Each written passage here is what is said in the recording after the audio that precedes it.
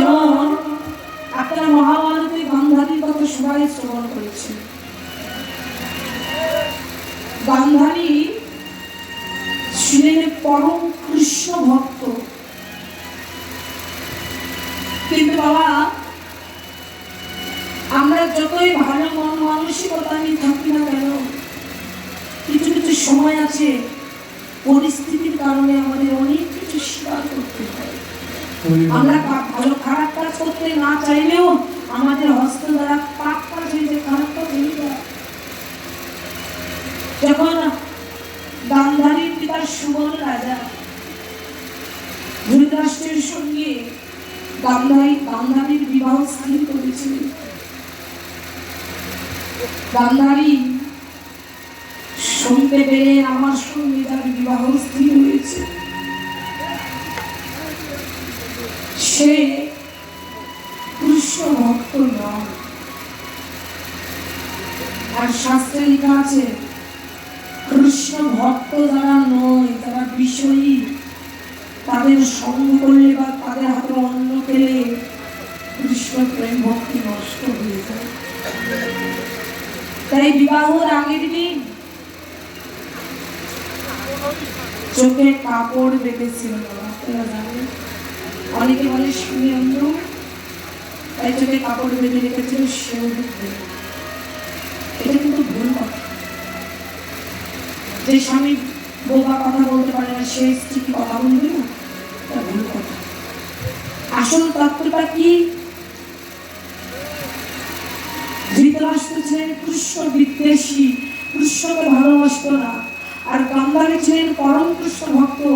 গান্ধারী ভাবত যে নয়ন দিয়ে এতদিন আমি নারায়ণের মূর্তি দেখেছি, ওই নয়ন দিয়ে আমি কৃষ্ণ বিদ্বেষী স্বামীর বন্ধু। তাই আমার দেহ মন থাকবে আমার স্বামীর কাছে, আর আমার নয়ন থাকবে আমার কাছে। এই নয়ন দিয়ে আমি আমার কৃষ্ণ ভক্তি দেখব। এই বিবাহের আগের দিন 100 পর্দা চোখে কাপড় বেঁধে রেখেছিলেন। কত বছর? 50 বছর। তা কখনো কি খুলতেন না তিনি? খুলতেন বছরে একবার। আর ওই একবার, ওই একদিন কোন দিন? ওই একদিন হচ্ছে অক্ষয় তিথি। গান্ধারী ভাবত ওই অক্ষয় তিথি আর দিন যেমন স্বয়ং নারায়ণ এসেছিল, আমার চোখের পর্দাটা খুলে দিয়ে আমার সামনে যদি আমার নারায়ণ এসে দাঁড়ায়, আমার এই নারীর